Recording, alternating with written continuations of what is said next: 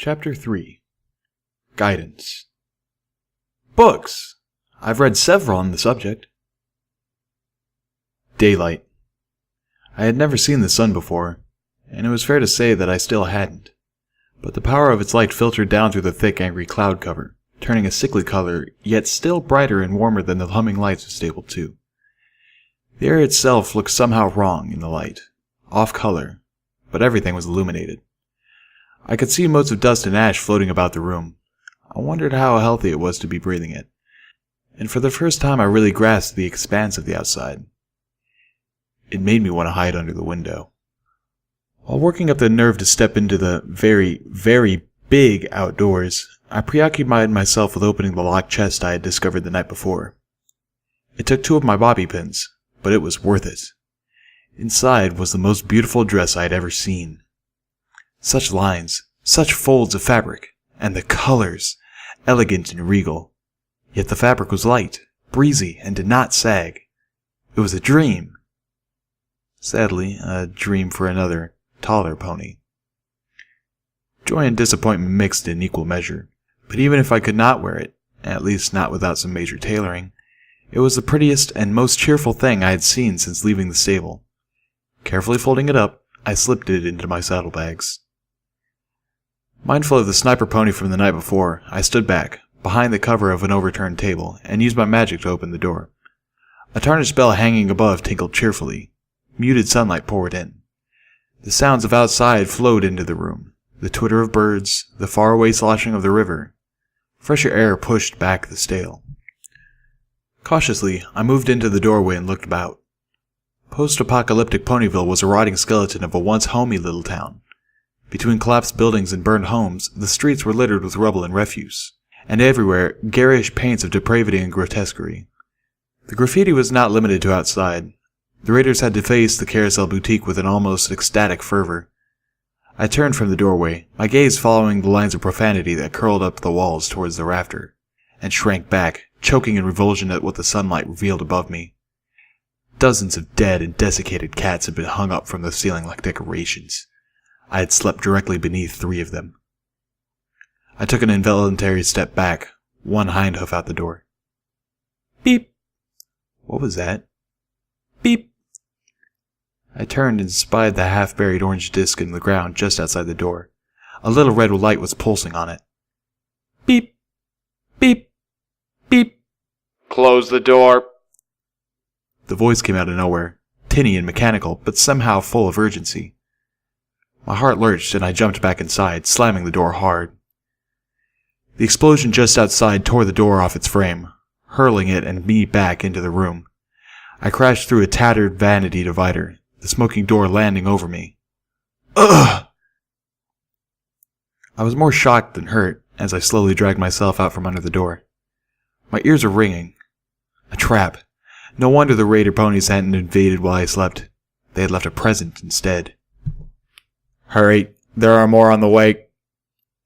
I could barely make out the voice. My ears felt like they were stuffed with cotton candy. Who are you? I queried, but moved to throw my canteens over my neck while magically drawing out the combat shotgun. I had been dismayed to learn that it only had 1 shot left, but if a raider pony stepped through the door, I intended to make it count. An entirely different voice replied, come out, whoever you are." The head of a raider pony slid into the doorway, grinning maniacally with something in her teeth. It looked like a metal apple.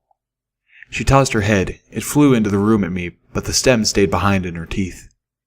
A memory flashed through my mind. I was a younger pony, trotting in my stable schoolroom when an older pony stepped out of a doorway and heaved a water balloon at me. It had burst against my horn, soaking me and my homework. "Hey, don't look so sad, Blankflakes. I was just trying to help you. You know, in case your cutie mark is supposed to be a target." The older pony had laughed and hurried off to class, leaving me dripping and miserable in the hall.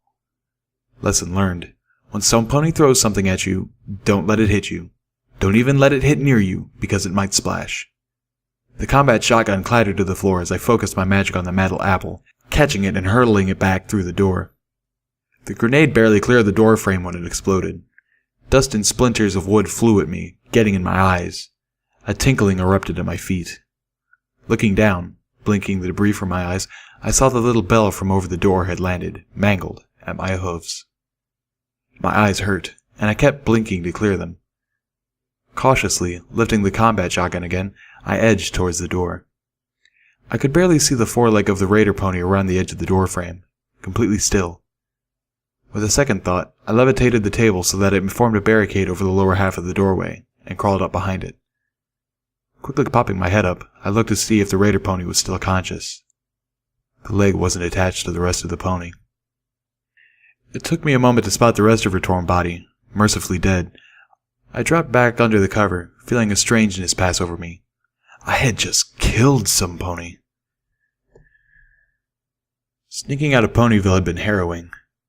I realized early that I had been neglecting my eyes forward sparkle. Once I had brought up my EFS, it was far easier to determine where the raider ponies were, and to avoid them. Despite actively looking for me, the raider ponies proved less than adept hunters. Using my magic to bang a mailbox lid down the street, or break an empty bottle against a freestanding chimney several yards away, provided sufficient distraction to get past them. I had almost made it past the last house when the sniper pony started taking shots at me again. The closest shot grazed my flank, a slash of burning pain and flowing blood. Fortunately, the wound looked far worse than it was, and even my meager medical skills were enough to stop the bleeding and bandage it. I crouched in a little gully, sheltered by trees, and fought to catch my breath. Somewhere in the distance, I heard music playing again. The rumble from my stomach was much louder, reminding me that I hadn't eaten in almost a day. I floated out one of the apples from my saddlebags, while I uncorked one of my canteens. Of course, I had no more than taken a sip when my pip-buck threw a dancing red light into my EFS compass. Not coming from the raider town, but from up ahead, deeper into the hilly wood. Of course, something else was coming to get me, because the wasteland clearly hated me. I recorked the canteen and stood up, wincing at the flare of heat in my wounded flank. I lifted the combat shotgun, still with its single shot, and perked my ears to listen. My surroundings were quiet. Even the music was gone. Then I started to make out a faint buzzing. I lifted the gun to eye level and focused down the top of the barrel, lining it up with the warning mark of red on my EFS. At first, I saw nothing. Then I spotted it, an ugly little flying creature, bloated and grotesque, hovering between the trees. It spotted me too, and shot a spiny dart through the air at me. It missed me, mostly, getting tangled in my mane. I aimed, but hesitated. The damn thing was so small and could jerk about so erratically that I had almost no chance of hitting it. I didn't dare waste my only shot, so I did the next best thing. I dodged behind a tree and prepared to gallop. Another mark appeared on my EFS, followed by a zorching, crackling sound unlike anything I had heard before. The red light winked out, leaving only the new one, which my pip-buck had defined as friendly. "I'm really sorry about what happened back in Ponyville, but that raider didn't give you any choice. She would have killed you." It was that same mechanical, tinny voice that had shouted out the warning that surely saved my life earlier. With a mixture of relief and bewilderment, I watched the sprite bot fly up to my hiding place. "Who are you?" "What are you" was the question that wanted to escape my muzzle, but I suspected it would be rude. "A friend." I raised an eyebrow. "Okay, a passing acquaintance, but one that doesn't mean you any harm." After a pregnant pause. "Call me Watcher." I regarded the sprite bot critically. Watcher. Okay. I slipped out from behind the tree and started to look for where my apple had rolled to when I dropped it. Not far away, near where the flying creature had been, I spotted a glowing pile of pink ash. "You do that?" "Bloat sprites. That's what you get when you mix parasprites with taint. Can't stand it myself. Glad to help." Finding my apple, I levitated it up. "Thank you. And thank you for the warning about that thing in the ground." "Mine." I blinked. You want my apple?" The sprite bot laughed, which was very weird to hear since the artificial voice didn't have any inflection. "No. That's what it was called. The explosive in the ground. It's called a mine. It triggers when you step close." "Oh." I took a bite of the apple. That's a very stupid name for a weapon. The Spritebot laughed again. It was a little unnerving. Then, strangely, I found myself chuckling as well. I really thought you meant my apple was yours. I'd share it if you wanted, although I don't know what you'd do with it since you can't eat. Huh? For having no emotion in its voice, the Spritebot did a good job at conveying confusion. You don't eat food because you are a robot and you don't have a mouth. A third time with the laughter, although this was more of a slight chuckle. Oh, you mean the Spritebot? Well, at least I wasn't the only one this conversation had managed to confuse, although I was more confused now than ever. The Spritebot isn't actually me. I'm somewhere else. I just learned how to hack into these things to communicate and look around. I was beginning to get the picture. Then that music... Oh gosh, no. I turn that crap off the moment I hack into one of these things. You have no idea how old that music gets. As an afterthought, the hacker and the Spritebot added, Yet. I finished my apple. My stomach felt much better now, as did my spirits, thanks to finally having a civilized, if utterly bizarre, conversation. Oh, time's almost up. Look, there are a few things you're going to need if you want to survive out here. A weapon, or at least a lot more ammo for the one you have, armored barding, a bit of guidance, and most importantly, you need to make some friends. Armor, at least, shouldn't be too hard, although I shuddered hard at the thought of putting on a dead pony's barding. Still, that grazing shot. I'd been outside less than a full day, and already I'd come terrifyingly close to death. I could probably slip back around to the bridge and strip it off the corpses there. A weapon? If the idea of stripping armor from the dead made me cringe, the idea of possibly killing again stopped my heart. And friends? I'd had no luck with that as a foal in the stable. What chance did I have in a world where saving a pony from raiders and slavery didn't get you a friendship welcome mat? If this was what I needed to do to survive, I wasn't sure I was up to the task. What do you mean guidance? The bobbing Spritebot was silent a moment. I'm going to take a shot in the dark here and guess you like books. Am I right? Well, yes, There's a great book for people traveling through the Equestrian wasteland. I'm pretty sure there's a copy in the Ponyville library. Give me just a second. Okay, I've sent the tag for it to your Pip-Buck. My eyes widened in alarm.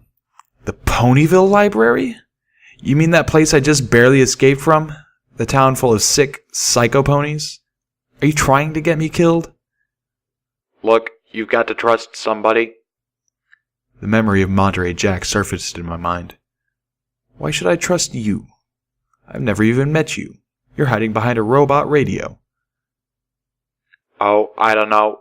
How about the me saving your life part? If I was trying to kill you, why would I have done that? The voice, Watcher, had a point.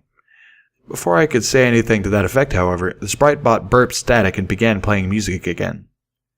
The music featured multiple harmonicas and trombones. It flew lazily away, as if it didn't care I was there.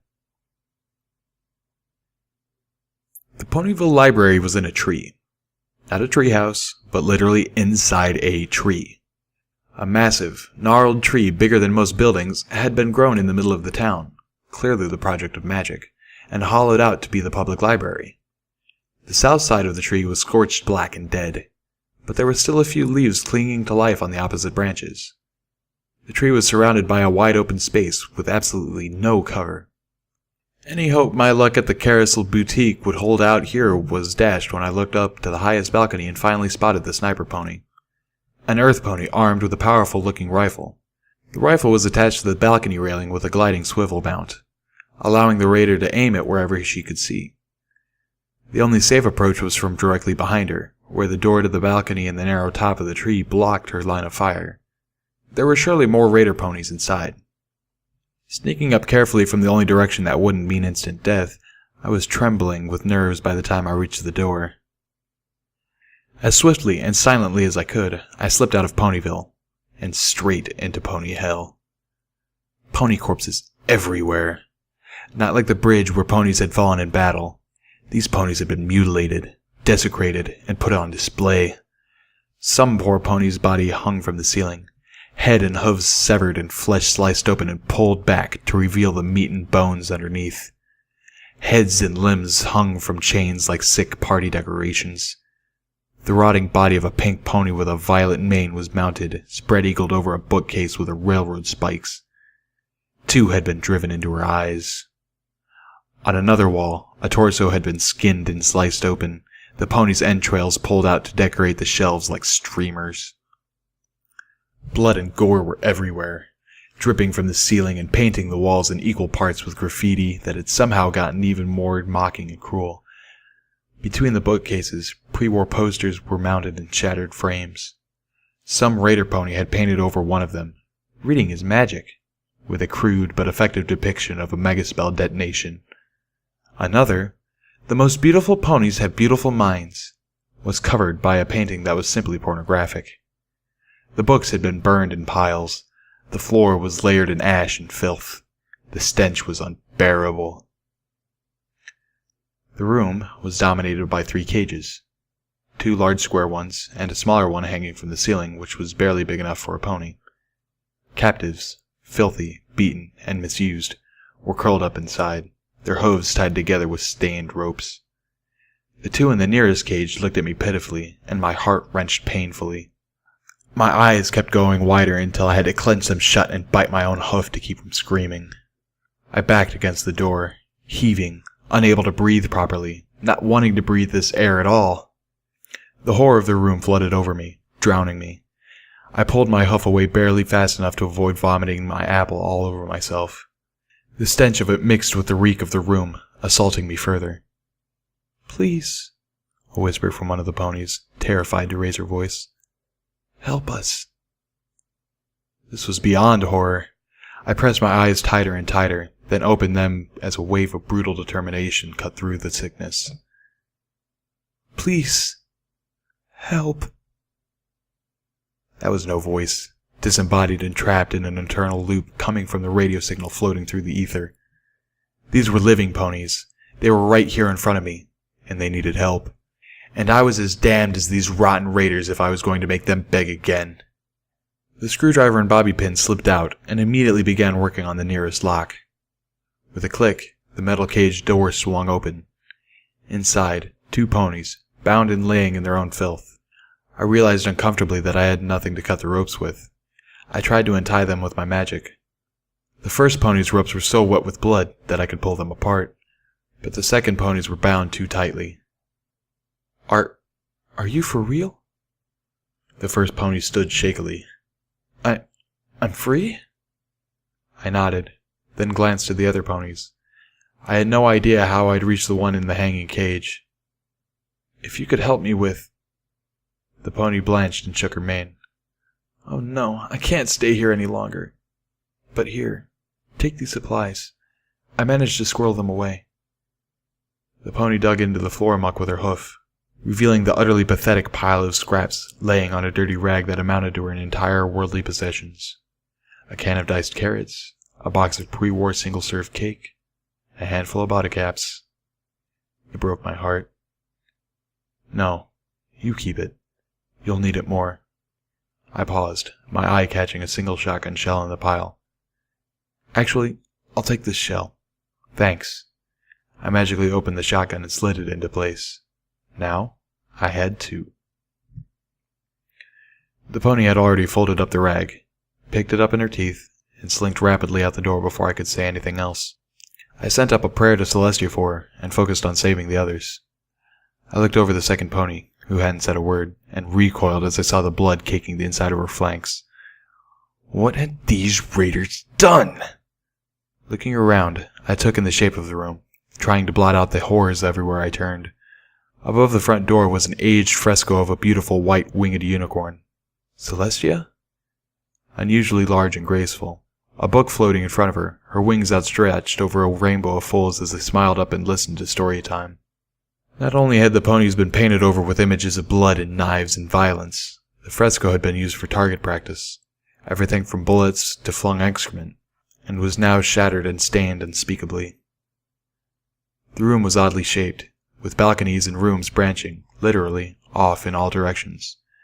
I could hear the voices of raider ponies in the other rooms, and, judging from the decor, knives wouldn't be far behind. "I'll be right back," I promised with a whisper.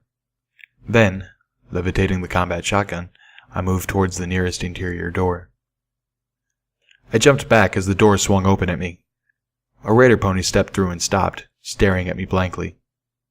His coat was dark black under his makeshift armor, his mane wild. Holsters were strapped to his flanks, one with a small gun, the other holding a blade whose edge was jagged like a saw, ensuring the most grievous of wounds. In stark, horrified disbelief, I saw that his cutie mark was actually a splayed torso. The raider pony recovered quickly, swinging his head around and drawing out the small gun in his teeth. What, was he gonna pull the trigger with his tongue? Just before Sats helped me pump my 2 shotgun rounds into his face. I felt no remorse as his head turned into spaghetti sauce that splattered over his instantly lifeless body. I hadn't just killed a pony. These raiders had given up any right to the title. These were not ponies. They were sick monsters that needed to be put down. And Celestia helped me if I wasn't going to do just that. I didn't realize it until that moment, but I was mad. The pure evil of this place had shaken me to the core, and my core was furious. Collecting knife and gun, I dropped the empty combat shotgun to the side. The smaller weapon was not going to be as powerful, but was fully loaded. 6 shots in a revolving barrel. And that was good, because there was no way the noise wasn't going to bring every raider pony running. The first 3 raider ponies galloped into the main library almost immediately, one of them crying out thrilled insults. Sats helped me fire 3 shots at her head. The first 2 missed, but the third found a home in one of her ugly red eyes, and down she went. A second started firing another small firearm at me. What do you know? They do shoot with their tongues, bullets impacting the door frame. One shot punctured one of my saddlebags, but it didn't pierce flesh. I crouched and poked my head around, levitating the revolver in the open doorway. I fired 2 shots at the second pony, but my pet buck's targeting spell was refreshing, and without it, I might as well have been aiming at the ceiling. Still, the gunslinger raiders skittered away, using one of the captive ponies for cover. The dishonorableness poured gasoline on the fire of my anger. I stepped fully into the doorway, looking for the third, spotting him on the far end of the main room. The third raider pony lowered his head, a pool cue clenched in his teeth, and charged at me. I blinked. Really? I took a step back. The pony rushed at me full tilt, and was nearly on me when the ends of the pull cue struck the doorway, snapping him to a stop. I fired the revolver's last shot point blank into his neck. Even I didn't need Sats at that range. Shouldn't you ponies be smarter than that? You live in a library! As the body slumped to the floor, bleeding from the gaping wound through its neck, I saw the gun-wielding raider standing in the open, aiming through the door. I dived to the side as shots rang out, and screamed as I felt a bullet sink into my side. It hurt, more than I had thought it would. I fell against the wall, leaving a bloody smear as I collapsed next to the doorway. Pain seared my side, flaring with each breath. I could hear the clop of the raider's hooves as he approached cautiously. I tried to focus my magic to close the door, but the body of the pool cue pony was in the way. I cast about the room. It was a kitchen. On a table, surrounded by knives, was the body of a fearsome creature of scales and teeth. The raider pony with the splayed torso cutie mark had been carving it up to cook. A refrigerator, an oven. There were scattered books, but all ancient, destroyed, and unreadable. I was beginning to doubt the Watcher's assertion that there was a book here like he described. Then, my eyes fell on what I was hoping for. In one corner, mounted on the wall over several metal boxes of ammunition, was a faded yellow box with a pink butterfly symbol on it. A medical box! Double luck. The box looked to be locked. There were knife scrapes all over it, where the raiders had attempted to get it open. It should still have a few medical poultices, and maybe even a healing potion. But I had to survive the raider pony first, and I was wounded and out of bullets. Crossing to the ammo boxes would mean moving across the open doorway. Scooting back, I looked around again, and focused my magic through the pain. When the raider pony stepped in, he was met by a swarm of knives flying at his face. Gah! He turned and fled back out. The knives all either missed or struck uselessly against his armor. I was even more pathetic with melee weapons than I was with guns. But it got him out of the way long enough to make for the ammo boxes. Luck was with me again. While one box had ammo and large clips for a type of gun I had yet to see, the other had bullets designed for the revolver. The raider poked his head around again, calling out, "You're all out of knives, missy. Why don't you just come on out? I promise I'll let you die. Eventually." His head turned in my directions and his eyes went wide. I don't know if it was the look in my eyes or the revolver. Sats was with me again, and this bastard wasn't going to get another chance to use raped and beaten captives as a shield. One more dead raider, a picked medical box, and a healing potion later, I trotted quietly back into the main room, serrated knife floating by my side. I moved to the open cage and sawed away the ropes binding the poor pony. "Go. You're free. Get somewhere safe." With a blink, I remembered the sniper pony, and quickly told her which direction to sneak away in. She nodded mutely and began to slink out. I moved to the next cage. What I saw sickened me. A pony had been locked inside along with a decaying corpse. The pony was whimpering in her sleep, and had her tail wrapped around the ghastly body like a Teddy Ursa. Unlike the other bodies, I couldn't tell how this one had died, for it wasn't carved apart. The body had lost all its coat. Its skin was a sickening blotchwork of red and gray, flaking away. Its eyes were open, dry, and staring in wrong directions. Its teeth were horribly yellowed, matching the few strands of hair left in its mane and tail. Odd, fleshy growths hung from its side. At first, I mistook them for mutations, but then I realized I was looking at the pony's wings. This was the body of a Pegasus pony. Stripped of feathers and hair, the wings looked strange, even repulsive. I screamed, a full-throated cry of terror when the corpse shifted position and sat up, its eyes sliding around until they both focused on me. It was a zombie pony!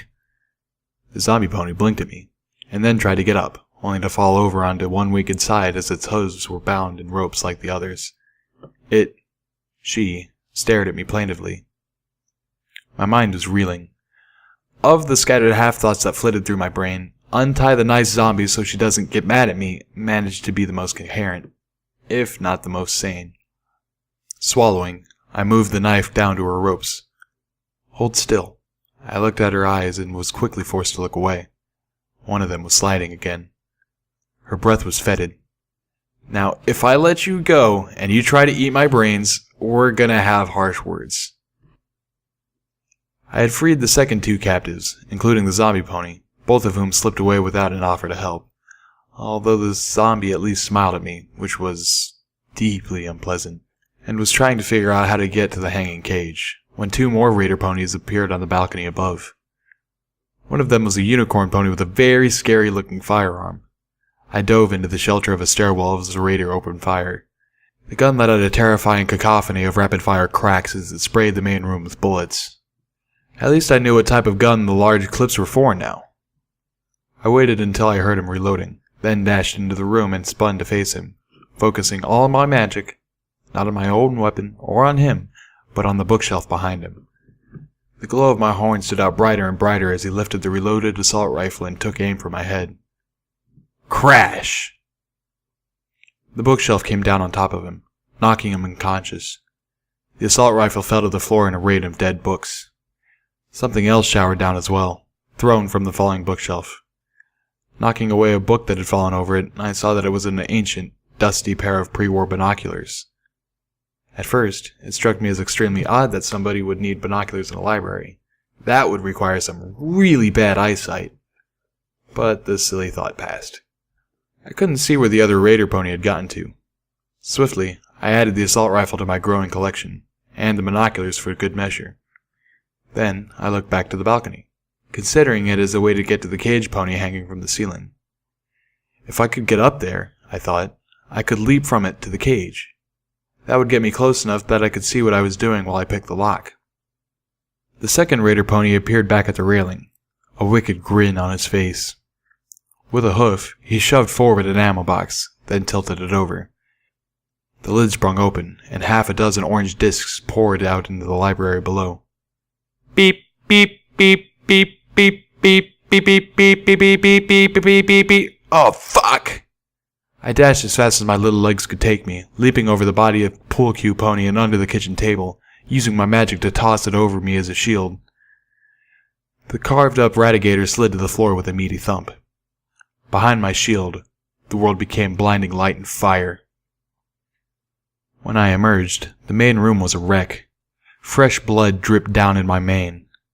Looking up, I saw the blast-torn remains of the pony in its twisted metal cage. Ah, Celestia, damn them to hell! More determined than ever, I stripped the raider bodies, what little was left of them now, of their armors. The armors were in shredded tatters, but with some effort, I was able to use the best parts of each to patch together something that would give me better protection than my stable-issued utility barding. The resulting outfit had almost no pockets, so I would have to dig the utility suit out of my saddlebags to get at most of my tools, but it was a fair trade. Putting it on was gruesome. My hooves were darkened with blood, just from working on it. Every inch was covered in the flash-fried gore of dead ponies. I almost lost my nerve, and abandoned the awful thing. I slipped it on. My stomach rebelled, but I didn't have any more to throw up. A last look around while I figured I still had time. The raider above obviously assumed I was dead. I would have assumed I was dead too. Looting the bodies garnered me a little more ammo. The gun from the earlier raider had been in bad shape to begin with, and was damaged beyond repair by the explosion. Several ponies apparently collected bottle caps, which struck me as an absurdly odd thing to hoard. I left those alone. The kitchen's refrigerator had a small stockpile of food. Cooked radigator meat, a few skewers of barbecued fruits, and what the pit buck identified as bloat sprite meat. A box of pre-war cake, because nothing says healthy eating like 200-year-old food, and some water that looked like it was bottled straight out of Sludge River. I took everything but the cake and water. Apparently, Splayed Torso Cutie Raider was a rather decent cook.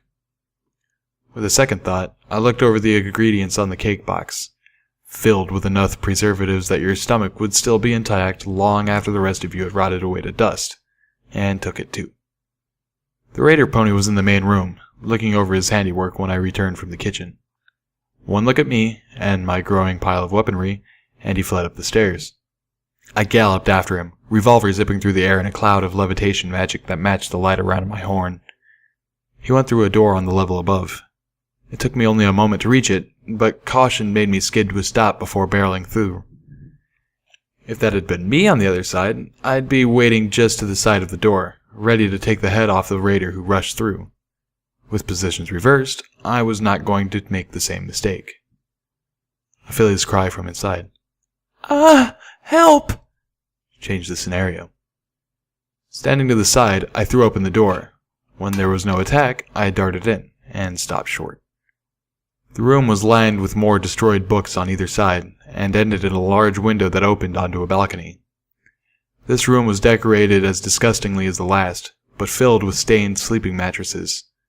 Near the open window, a filly too young to even have her cutie mark lay on a mattress, stained with so much blood it was nearly black.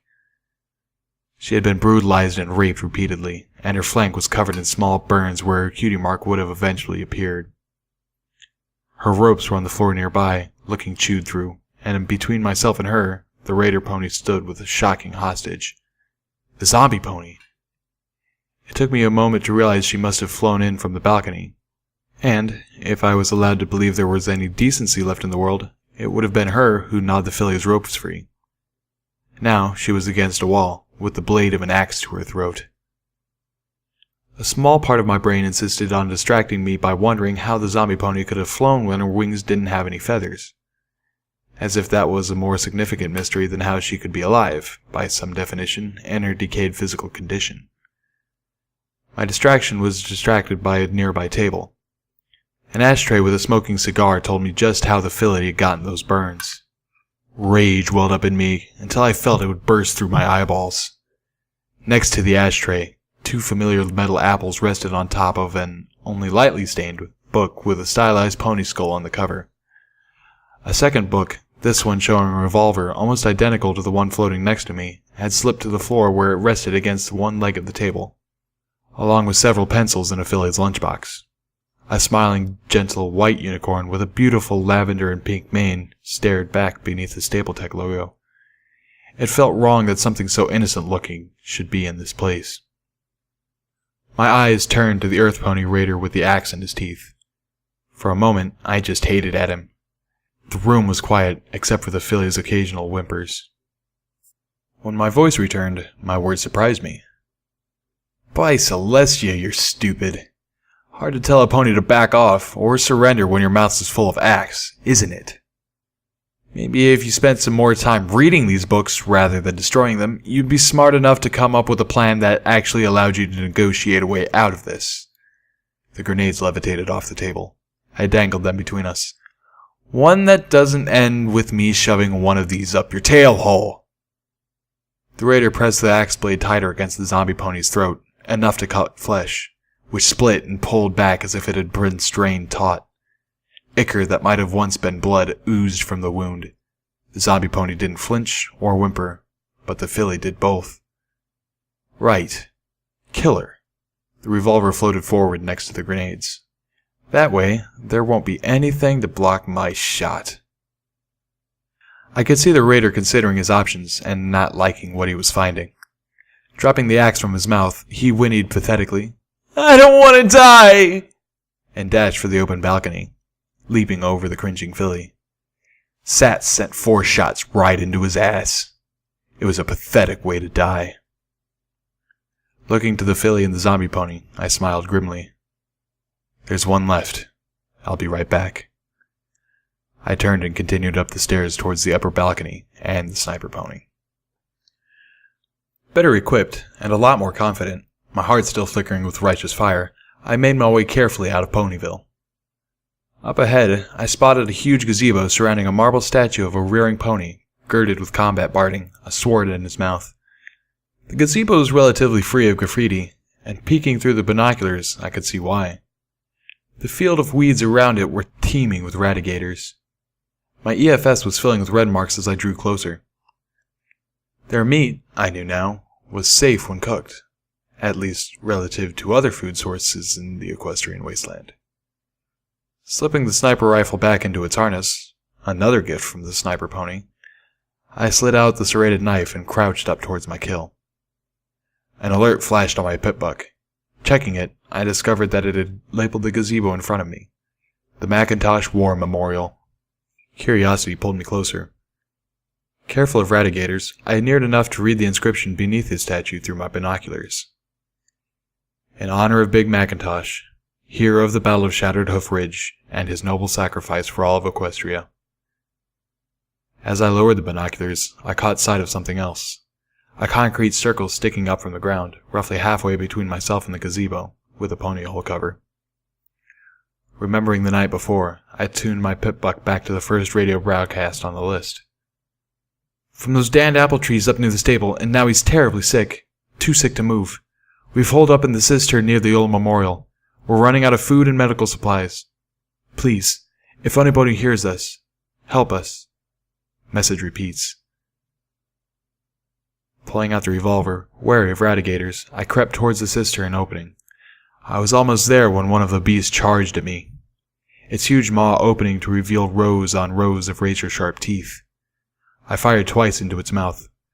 Horrifyingly, it wasn't enough to kill it, but it did make the beast think twice. The sound, however, brought more of them down on me.